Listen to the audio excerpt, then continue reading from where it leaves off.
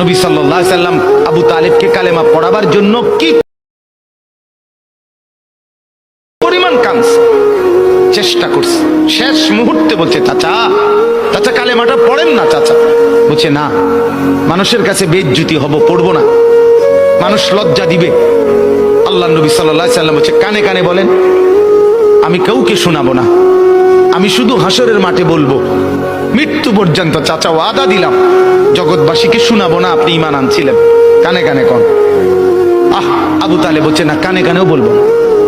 এবার নবী বলে চোখের পানি ফেলতে ফেলতে, চাচা এমনও কইতেন না তো, ঠিক আছে চাচা আমি কালেমাটা পড়ি, আপনি শুধু ঠোঁটটা নাড়েন,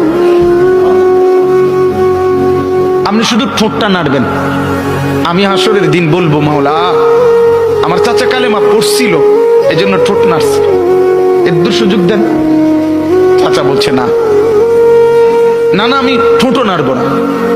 আল্লাহ নবী তখন অঝরে কাঁদতেছিলেন আর চোখের পানি ফেলে বললেন, চাচা আপনি জাহান্নামের আগুনে জ্বলবেন, আমি সইব কেমন? আবু তালেব নাফরমান তখন কি বলছে জানেন? আন্নারু খায়রুম মিনাল আর। মুহাম্মদ, মানুষের কাছে লজ্জা পাওয়ার চাইতে আগুনে জ্বলা অনেক ভালো।